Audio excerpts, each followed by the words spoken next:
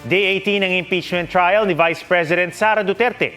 Alam at otorisado raw ng BC ang lahat ng nangyari sa confidential funds ng kanyang opisina, sabi mismo ng kanyang Deputy Chief of Staff. May report ni Joseph Moro. Mr. Antonio, kanina sinabi mo na si Vice President mismo ang humingi ng confidential fund. Yes. At pinirmahan niya rin ang approval para sa pag-release ng pondo. Yes. Yes. Pinirmahan niya rin ang mga liquidation reports at certification supporting the liquidation reports. Tama ba? Yes. Okay. You will agree with me, this whole confidential funds matter, ang arkitekto at mastermind nito ay si Vice President Sara Your Honor, Duterte. please. Your Honor, please. Objection.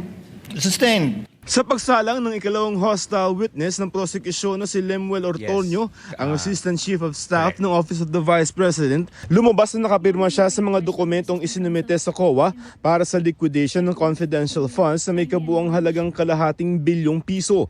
Puna ng prosekusyon pabago-bago ang paliwanag ng OVP sa COA kaugnay sa pinagkagastusan ng ahensya. There were four There explanations. were four explanations for the same fund. Yes. Yes. Yes. And you will also agree with me na kapag paiba-iba ang rason, maaring nagsisinungaling lang or talaga namang ito ay isa lamang scam. Move to strike the scam. So stricken off the record. Pagkaman pinalis sa record ang mga inireklamong salita, may pahabol na paglilinaw sa testigo. May ginawa ka ba na hindi alam o inauthorize ni Vice President Sara kaugnay sa confidential funds kasabay na yung pagsagot mo sa mga AOM Notice of Suspension at Disallowance? None, Your Honor. Lahat alam niya at inauthorize niya. Yes, Your Honor. Tinanong din siya kung bakit ginamit ang confidential fund sa pagbili ng gamot at pagkain, gayong may regular fund naman ng OVP para rito. Niwala ring resibo kundi acknowledgement receipts lamang. The explanation that was provided to me, ma'am, was that binigay po ang pera directly doon sa mga informants and agents, and the informants and agents na po yung bumili ng mga medical and food supplies. So, it's the acknowledgement receipt, which is the proof of the release of the funds to the informants or the agent.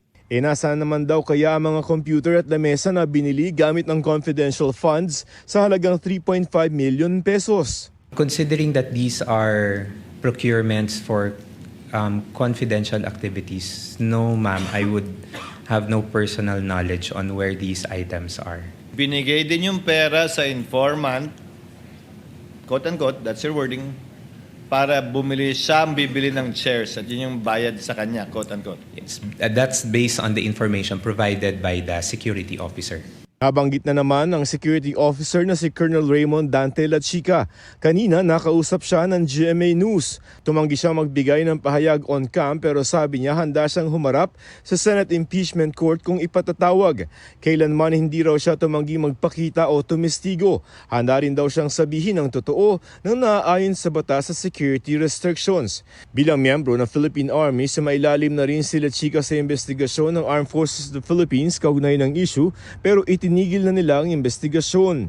Ni-recommend natin to for termination and conclusion to avoid itong duplication of functions. Particularly since itong Office of the Ombudsman has already taken yung cognizance of the complaints. Mas maganda na yung neutral na ahensya ang siya mag-imbestiga para malaman kung mayroon bang kasalanan, pakikipagsabwatan, para magastos itong confidential funds. Joseph Morong, GMA News.